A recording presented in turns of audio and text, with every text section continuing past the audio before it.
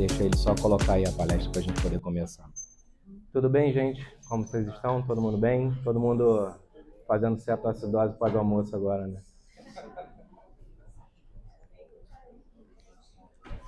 Gente, então aqui é um pouquinho da minha história aí para vocês, um pouquinho dessa trajetória, minha rede social, vou deixar aqui para vocês meu contato, para quem quiser acompanhar um pouco do meu trabalho, mas no final vou deixar um QR Code também, para que vocês possam fazer aí a linkagem lá no Instagram, tá? Então hoje a gente vai falar basicamente de fraqueza muscular na UTI, novos olhares sobre um velho inimigo. O que seria a fraqueza adquirida na UTI? Pensando antigamente, né, aqui uma imagem, um hospital na década de 1890, o paciente quando ele ia para o hospital, ele precisava fazer o quê? Descansar. O paciente estava muito doente, então ele precisava ficar deitado, em repouso, descansando.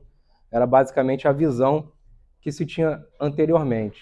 Então, acabou-se evoluindo com muita disfunção do sistema neuromuscular, porque a imobilidade acaba gerando uma repercussão sistêmica muito negativa no organismo do indivíduo, que a gente vai conhecer aqui um pouco mais para frente. Mas, basicamente, a fraqueza adquirida ela é um comprometimento do sistema neuromuscular, tá? Seja por baixa vascularização, seja por descompensação de enzimas e neurotransmissores, que acabam fazendo com que o sistema perca a sua plenitude e o seu comando de forma adequada. Hoje, a gente sabe da década de 90 para cá, né, as condições que fazem o paciente entrar numa unidade de terapia intensiva, e a gente já começou a ver e começou a triar de uma forma mais eficiente o paciente que tem um potencial de desenvolvimento da FAUT, tá? Então a gente vai falar aqui de fatores de riscos não modificáveis. Quando o paciente ele tem esses fatores, a gente não vai conseguir alterar durante o processo de internação, tá? Que são pacientes subnutridos, sarcopênicos, pacientes que já vêm de uma falência orgânica prévia, inflamação sistêmica ou sepse recente, pacientes que vieram de ventilação mecânica prolongada numa determinada internação, pacientes obesos, que já são pacientes inflamados, hipermetabólicos por natureza, tá? Pacientes com doença crítica prolongada. Então, esses fatores a gente acaba não modificando, a gente vai gerenciar esse paciente ao longo da internação, tá? E existem fatores de riscos que são modificáveis, que a gente, durante a nossa conduta, a gente que eu digo equipe multiprofissional, vai tentar gerenciar e mitigar, né? Que é o controle da glicemia de forma adequada, para evitar uma disfunção nervosa, tá? Nutrição parenteral precoce, ou seja, o paciente ele tem que estar bem nutrido, nem subnutrido e nem supernutrido, porque a supernutrição num paciente que já está hipermetabólico vai aumentar ainda mais o metabolismo e o consumo desse paciente, e ele vai desenvolver síndromes que a gente vai ver mais para frente, tá? Utilização de drogas vasoativas, antibióticos, corticoides, uso de bloqueadores neuromusculares, mais uma vez aqui sedativos, tá? E hipomobilidade e restrição prolongada no leito. Isso vai transformar esse paciente em um paciente com grande potencial de desenvolver essa fraqueza adquirida, tá? Aqui, mais um esquema dos efeitos da doença crítica nas estruturas e funções do corpo. A gente vai ver disfunções metabólicas, na comunicação, doenças neuromusculares, cardiovasculares, pulmonares, doenças de pele, tá? A gente não vai se aprofundar tanto aqui, senão a gente vai levar um dia inteiro para falar só disso, tá? Mecanismos e consequências da fraqueza. Então, o doente crítico, ele vai passar por um aumento da espécie reativa de oxigênio, aumento de citocinas inflamatórias, consequentemente, ele vai ser malnutrido, vai desenvolver anormalidades neuromusculares, consequentemente, fraqueza muscular, o que aumenta o tempo de ventilação mecânica, o tempo de estadia na UTI, diminui a função física desse paciente e, consequentemente, reduz a qualidade de vida daquele indivíduo, tá? Basicamente, as consequências devastadoras que já conhecemos. Difícil desmame, aumento da morbidade, prolonga a internação, eleva a mortalidade e sequelas duradouras. E qual o tamanho do problema no Brasil? A incidência de FAUT hoje em dia em estudos brasileiros é alta e alarmante, tá? Ou seja, desculpa, dados nacionais mostram uma variação consideráveis, com taxas que vão de 33% a 55% dos pacientes sob ventilação mecânica irão desenvolver FAUT.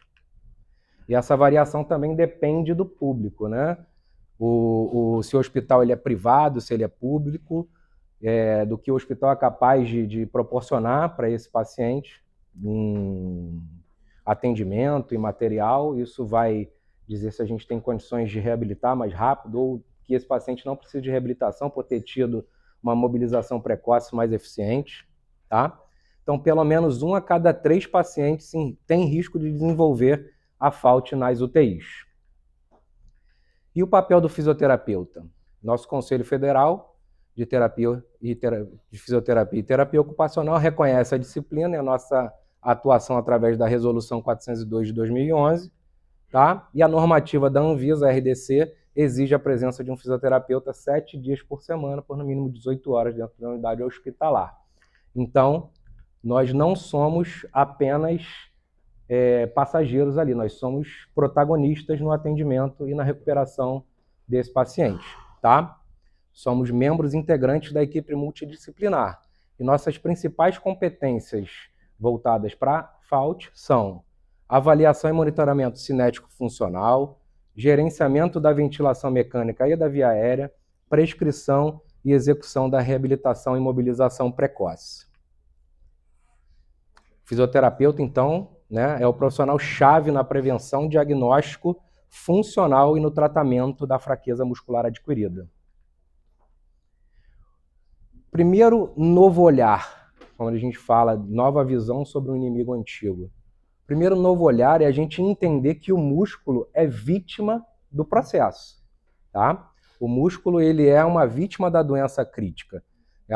E o músculo ele não é cometido não apenas por atrofia por desuso, tá? É uma miopatia ativa desencadeada por essa doença. A gente pega pacientes com síndrome inflamatória sistêmica, estresse oxidativo, disfunção mitocondrial, tá? Hiperativa da via ubiquina proteasoma. Então, olha como isso é um efeito cascata e um efeito dominó. Ele vai e ele é recíclico, né?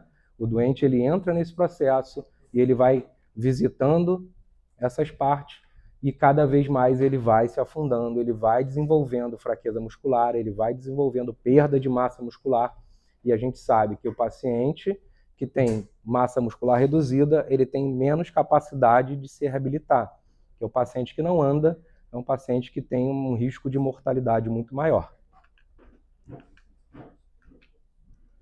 Tá? Aqui é um infográfico mostrando que o músculo é uma vítima da doença crítica. Tá? Esses sistemas que a gente acabou de falar acabam consumindo demais a estrutura muscular e fazendo com que esse paciente tenha perda significativa desse arcabouço. Tá? Ferramentas de triagem, avaliação e diagnósticos são imprescindíveis. Então a gente precisa entender, quando eu falei no começo, fatores de risco modificáveis e não modificáveis, a gente precisa lidar com isso, a gente precisa triar adequadamente o paciente. Então existem perfis de pacientes que vão passar pela sua mão, que têm o maior potencial de desenvolver esse tipo de fraqueza, e outros pacientes que não. Então você vai avaliar ele através de uma ferramenta de função, como uma escala funcional, a escala IMS.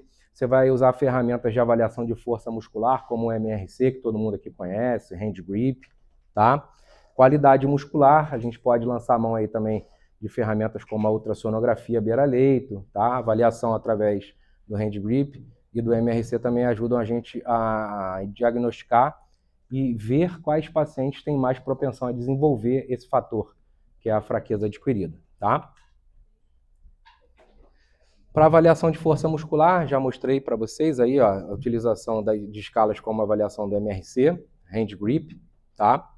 Dá para fazer o MRC também adaptado no paciente. Quando interativo na ventilação mecânica, então, se a gente tem ferramentas, bandos, né, de despertar diário, porque a gente quer que o paciente, mesmo sob suporte ventilatório invasivo, ele tenha a capacidade de gerar uma contração ativa, tá? Porque A gente quer sair daquela máxima de que o paciente que faz mobilização passiva está se mobilizando. Não, o paciente que faz mobilização passiva, ele está fazendo uma mobilização ali, mantendo a nutrição, a hidratação da articulação, mas ele não está mantendo a estrutura muscular ativa. Então, o paciente, mesmo em ventilação mecânica, ele precisa fazer essa contração ativa para poder ativar a musculatura e manter essa musculatura forte e saudável, tá? Então, se o paciente, mesmo sob suporte ventilatório, ele acorda e ele é capaz de gerar essa contração de forma ativa, esse paciente tem menos chance de desenvolver. Então, a gente entendendo, conseguindo triar melhor esse paciente, quanto mais rápido a gente despertar ele, para ele fazer esse tipo de contração, melhor.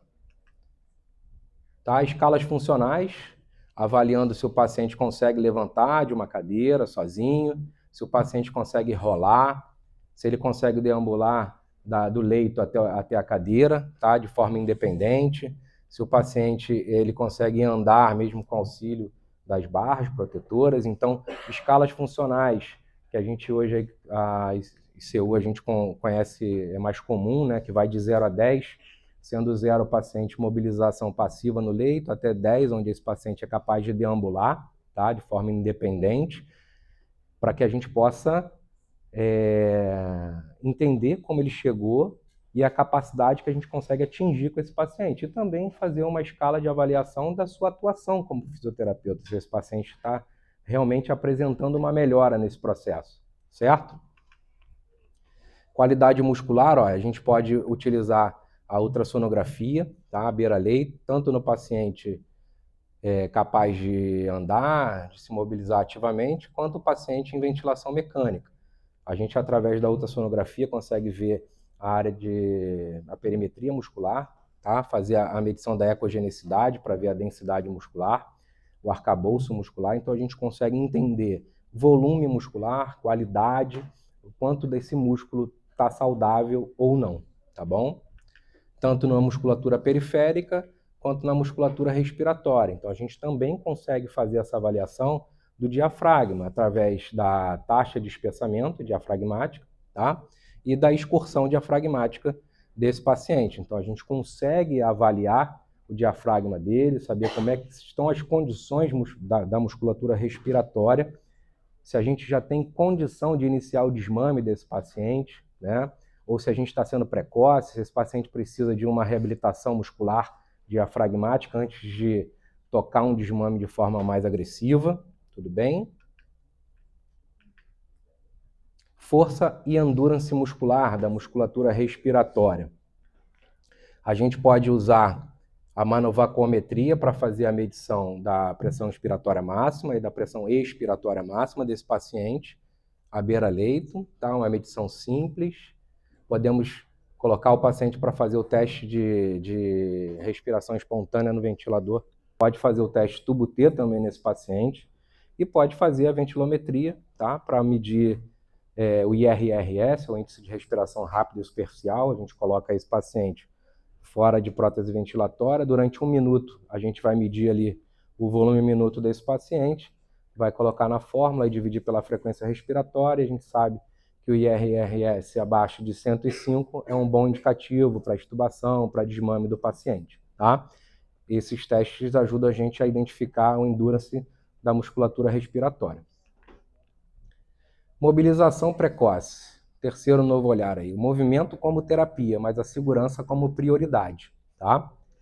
A mobilização, ela não se resume a colocar um paciente sentado. Ela é uma intervenção terapêutica multimodal, que precisa ser segura e progressiva, iniciada o mais cedo possível na internação. Lembra quando eu falei que o paciente em ventilação mecânica, ele precisa acordar o quanto antes para poder contrair a musculatura de forma ativa? E o porquê que isso é importante? Tá? Estimula a síntese proteica e muscular e minimiza a degradação, melhora a função respiratória, né? Facilita a ventilação, drenagem de secreções e o desmame da ventilação mecânica, otimiza a função cardiovascular, reduzindo o risco de trombose venosa profunda e melhora a tolerância ortostática, preserva a função cognitiva, diminui a incidência de delírio, acelera a recuperação funcional, reduz o tempo de internação e melhora a qualidade de vida após alta do CTI e alta hospitalar, consequentemente. E para que a gente possa priorizar a segurança do paciente, a gente tem já escrito na literatura, bem validado nas nossas diretrizes de mobilização precoce do paciente, tá? Então, quem quiser acessar, tá aqui, ó, diretriz de mobilização precoce em terapia intensiva. As nossas diretrizes, elas são bem específicas e orientam os profissionais, tá? A implementação segura da mobilização precoce, tá? Essas diretrizes enfatizam a necessidade de uma avaliação individuada e progressão gradual das atividades. Então, a gente vê aqui que a maioria dos pacientes eles vão estar em níveis de mobilização. Pacientes que comecem com mobilização passiva, exercícios ativos no leito, sedestação à beira-leito, ortostatismo e transferência para a poltrona, até chegar num nível de deambulação assistida e a deambulação independente. Mas a gente precisa entender que esses pacientes, para que possam evoluir os níveis, eles precisam ter estabilidade respiratória, estabilidade hemodinâmica, estabilidade cardiovascular, tá? Então, o importante é a gente entender nas diretrizes quais são os fatores, quais são os pacientes que a gente pode mobilizar de forma segura, o que a gente precisa ter em mente quando está tirando um paciente crítico do leito, tá? Os fatores de risco e até onde a gente pode ir com segurança e o que a gente deve observar para não expor o paciente a um risco desnecessário, tá? Aqui também é um resuminho sobre a mobilização, estudo do Sepúlveda recente, tá? Bem legal esse estudo, quem quiser acessar, é um estudo gigante sobre mobilização precoce no paciente crítico, e ele fala não só da equipe tirar o paciente o quanto antes da cama, mas como a equipe está bem educada, a equipe se comunicar, distribuir funções, ter ferramentas de acesso fáceis para que a gente possa identificar qual o nível de mobilidade que esse paciente está, tá? E até onde esse paciente tem capacidade de chegar, tudo bem? Um plano de atividades bem desenvolvido. Quando a gente tem essas ferramentas funcionando, ou seja, a gente tira precocemente o paciente da cama e ao mesmo tempo tem uma equipe multiprofissional bem treinada, bem qualificada e sabendo o que está fazendo, a gente tem melhores desfechos, tá? Aqui é uma continuação dessa ferramenta, ele só está resumindo cada passo, tá? Muito legal. Segurança em primeiro lugar, né? Os critérios essenciais. Avaliação clínica multidimensional. Antes de iniciar qualquer atividade, o fisioterapeuta deve verificar estabilidade hemodinâmica. O paciente tem que estar com a pressão arterial, frequência cardíaca bem controlada. O paciente ele não pode ter nenhuma arritmia complexa, tá? Ausência de drogas vasoativas aí acima de 40%, 50% da dose máxima. Estabilidade respiratória. O paciente tem que ter uma adequada oxigenação, tá? Saturação periférica idealmente acima de 92% até 96%, salvo nos pacientes DPOC, sem esforço ventilatório. O paciente ele tem que ter um nível de consciência, uma capacidade de seguir comandos, mesmo que mínimos, adequada. Ausência de contraindicações absolutas, instabilidade hemodinâmica grave, arritmias complexas não controladas, sangramento ativo, fraturas instáveis, IAM em fase aguda, tá? Não tratada, também seria uma contraindicação absoluta. Então, cada UTI deve desenvolver seus protocolos com critérios claros e a progressão e interrupção das atividades em caso de fatores de risco identificados. Tudo bem? Aqui é um resuminho também do estudo do Sepúlveda. Ele já colocou aqui tudo isso que a gente falou anteriormente, tá? Estabilidade respiratória, hemodinâmica, hematológica e metabólica, estabilidade neurológica e outros fatores que a gente precisa observar para que a gente possa mobilizar esse paciente de forma segura e eficiente. Aqui outro exemplo de checklist, no caso, tá? Para que a gente possa desenvolver a mobilização de forma segura. Então vamos lá, o paciente está sonolento, calmo e em repouso, então ele poderia se mobilizar tanto no leito quanto fora do leito. Paciente levemente agitado ou sedado, posso mobilizar nos dois, porém ele tem que ser bem discutido e aprovado, a gente tem que avaliar custo-benefício, se vale a pena. Ou quando vermelho, naquele momento o paciente ele não deve ser mobilizado porque ele tem um risco, né? Tem um fator de risco ali associado que pode gerar um risco desnecessário naquele momento. Então aqui a gente vê vários itens que são avaliados para que esse paciente possa se mobilizar de forma segura. Isso pode estar colocado na beira do leito ali do paciente, no dia a dia, ser atualizado diariamente pela equipe multiprofissional. É visual, é simples e é bastante eficiente, tá bom? Além do exercício voluntários, a gente pode usar ferramentas para potencializar a mobilização. Como a gente falou, né, o paciente ele precisa ter um mínimo de cognição, às vezes, para poder realizar a mobilização, mas nem sempre o paciente tem, certo? Às vezes o paciente está num processo de ventilação mecânica, onde ele não está interagindo com você. E não é por isso que eu não posso contrair a musculatura dele de forma ativa. Eu posso lançar a mão de ferramentas como a eletroestimulação, que pode ser realizada no paciente tanto em ventilação espontânea, quanto no paciente em ventilação suporte invasivo. Tá? Mais para frente a gente vai falar também do ciclo ergômetro. Deixa eu ver se o vídeo vai rodar. Você consegue habilitar para mim aí, Rodrigo, por favor? Aqui é só para mostrar para vocês a utilização do Motomed, que é um ciclo ergômetro beira-leito, tá? Que a gente pode usar no paciente que tenha ou não nível de interação. Esse paciente fica com o braço ali preso.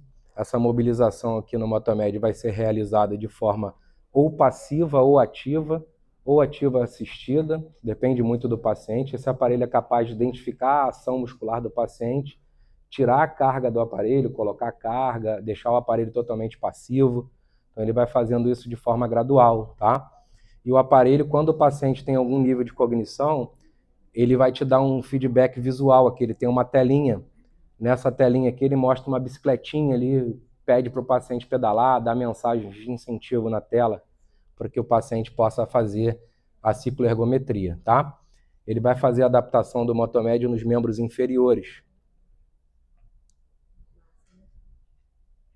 Se a gente não tiver o Motomed, a gente pode usar o cicloergômetro também, pequenininho. O paciente tem um nível de interação, coloca no leito, coloca na bandejinha de alimentação para que o paciente faça em membros superiores, tá? Então ele vai fazer ali a adaptação dos membros inferiores do paciente, vai iniciar a cicloergometria, lembrando que ela pode ser realizada de forma totalmente passiva, tá? Então o paciente está em ventilação mecânica, está ali sedado, profundo na ventilação, o Motomed pode estimular esse paciente a fazer ali aquela mobilização de forma totalmente passiva. Se ele identificar que o paciente tem algum nível de contração durante o movimento, ele retira a passividade e deixa que aquela cicloergometria aconteça de forma ativa assistida. Aqui é um resumo da telinha dele, de incentivo. Ó, o paciente já está fazendo ali a atividade, tá?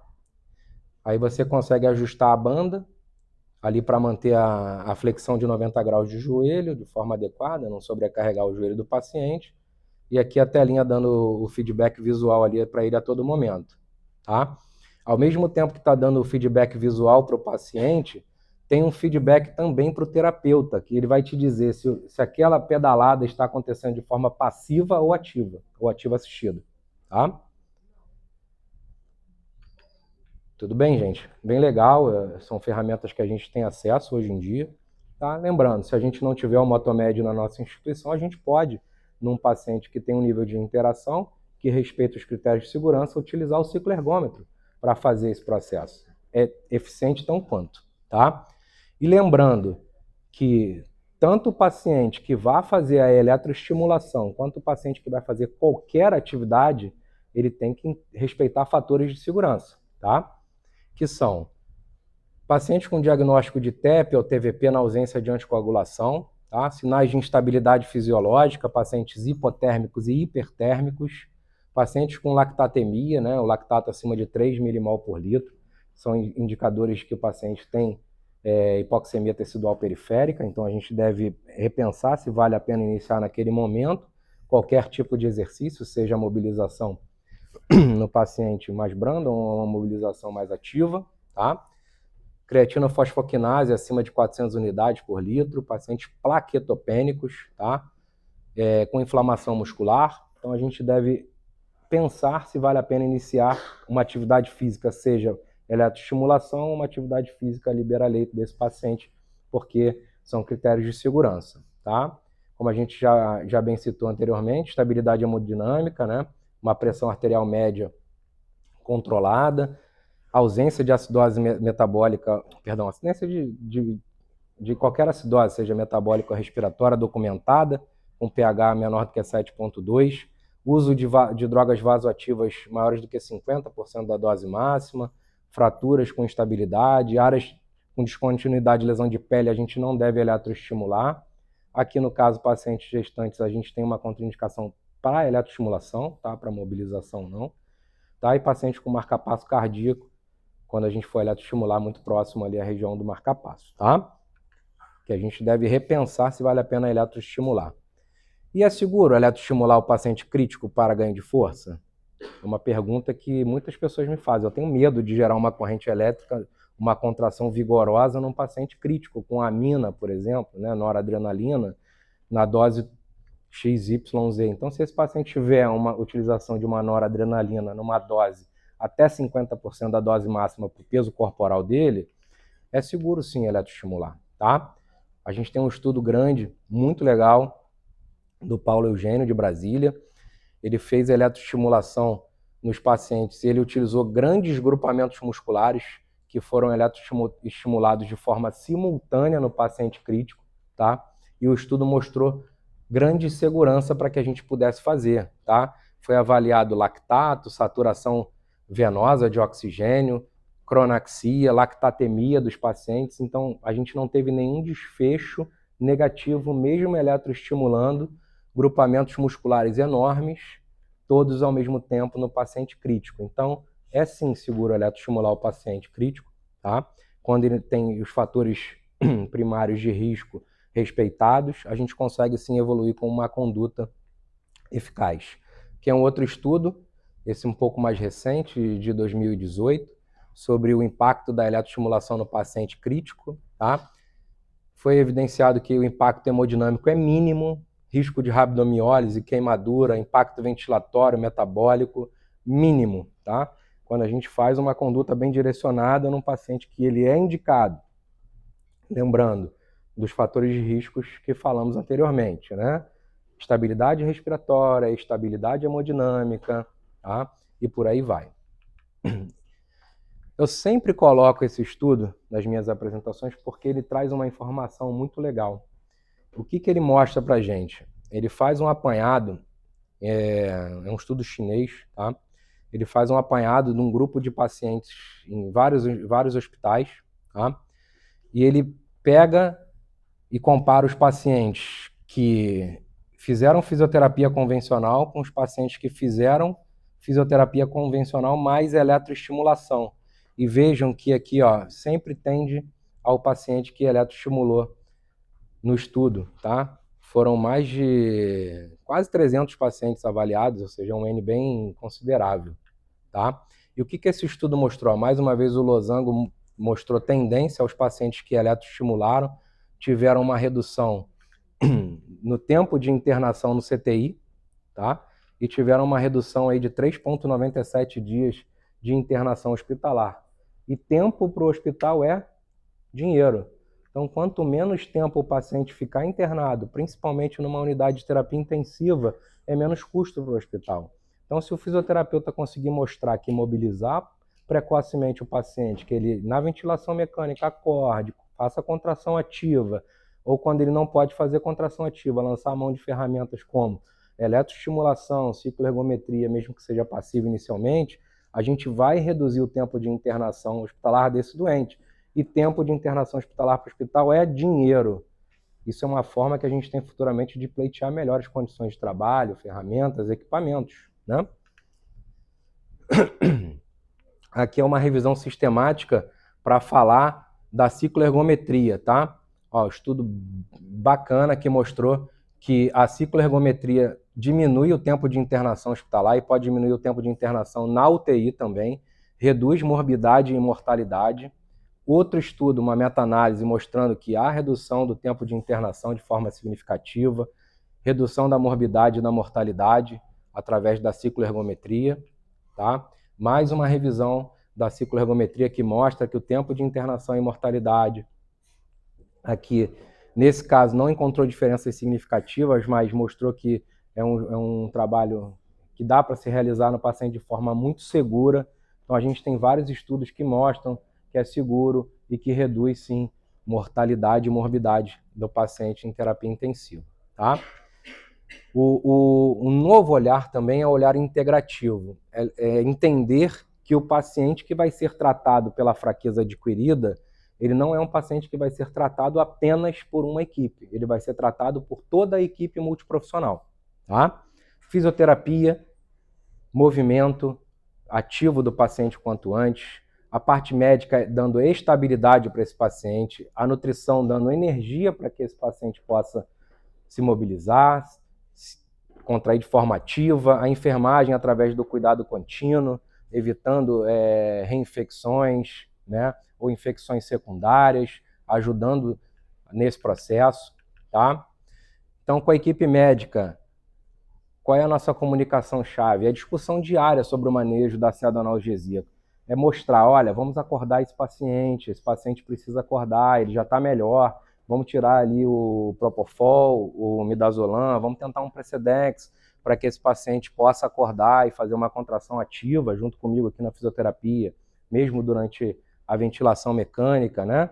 Controle do delírio do paciente, do vozinho que está lá em processo de delírio, né? Entrar com uma medicação para controlar o delírio, para que aquele vozinho possa sair da cama o quanto antes, tudo bem? Nosso papel aí é defender e auxiliar na implementação de protocolos de interrupção da sedação. Vejam que isso é citado várias vezes, porque isso é muito importante, isso muda desfecho, tá? O paciente, quando acorda antes, mobiliza antes, isso muda desfecho, tá bom?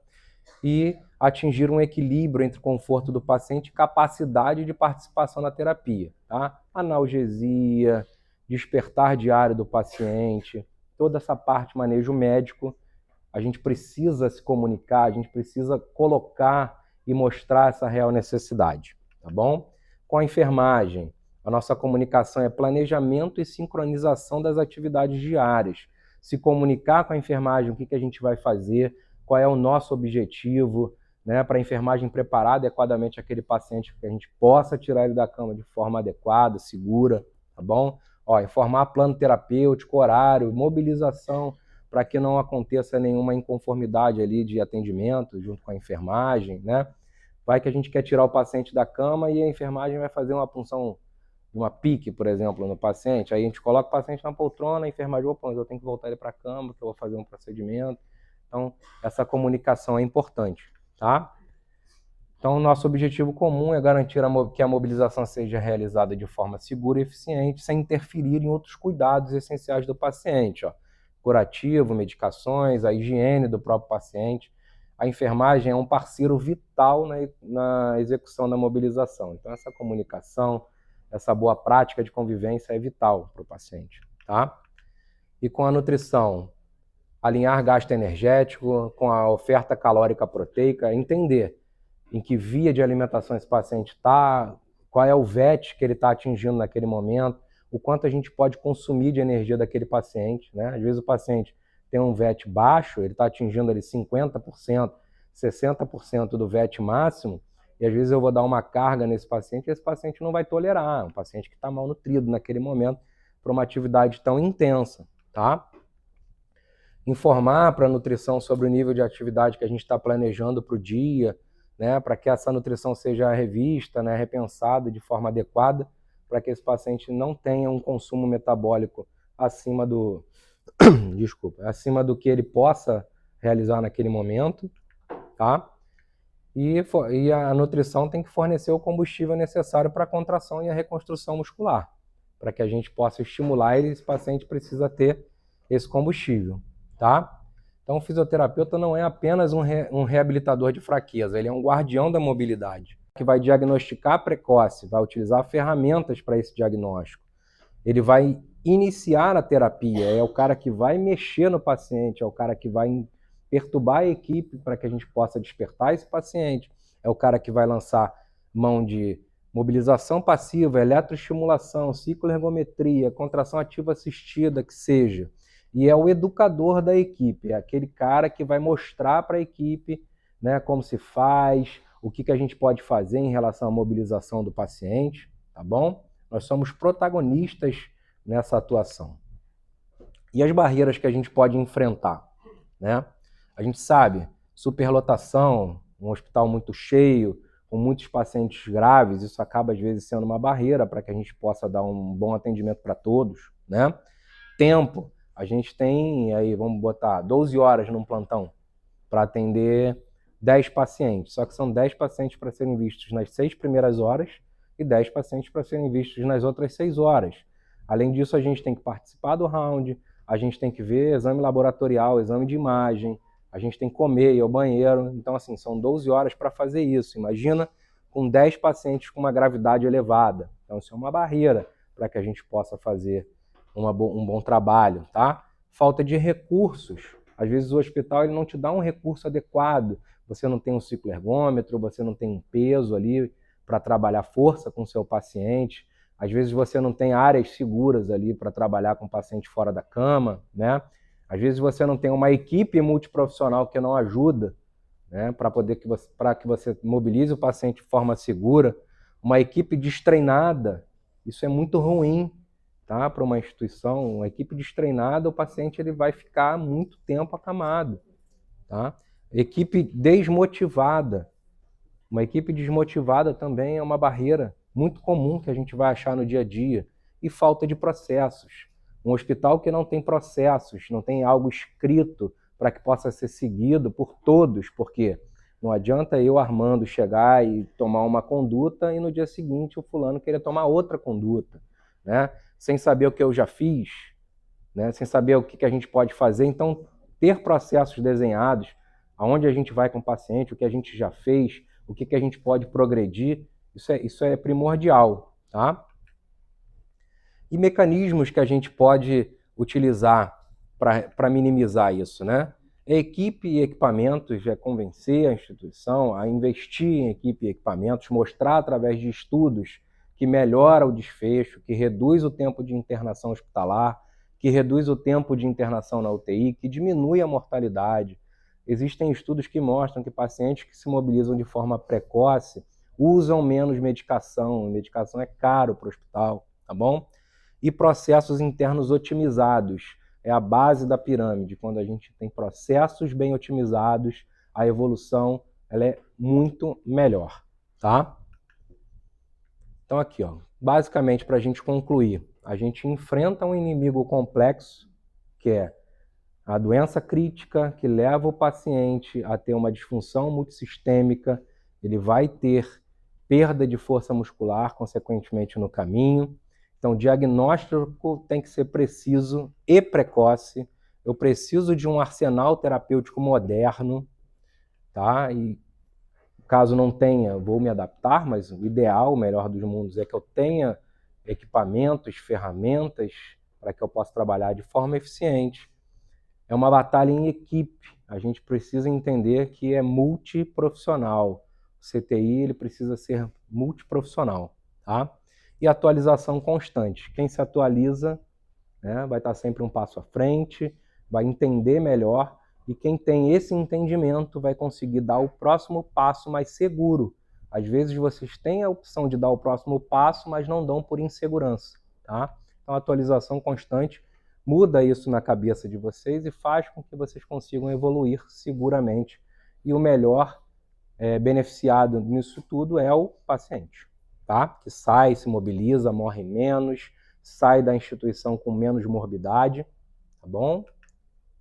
Para que a gente possa ter esse tipo de imagem no final do nosso processo, que é devolver para a sociedade um cidadão em condições de seguir com a sua vida, né, de reencontrar com a sua família, de ter um cidadão feliz ao lado dos seus netos, e a gente possa ver isso, e a gente entender que nós, como fisioterapeutas, somos peça fundamental na recuperação desse paciente.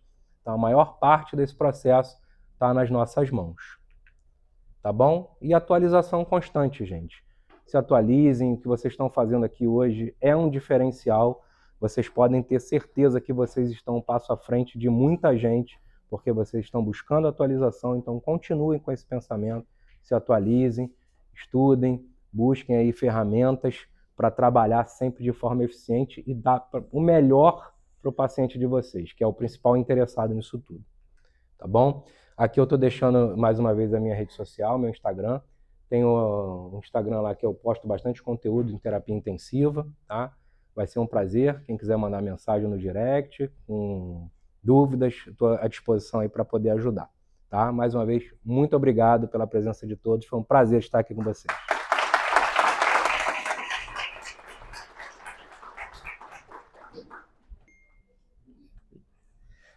Muito obrigado, Obrigado. Tá? Parabéns, meu amigo. Obrigado, gente, mais uma vez.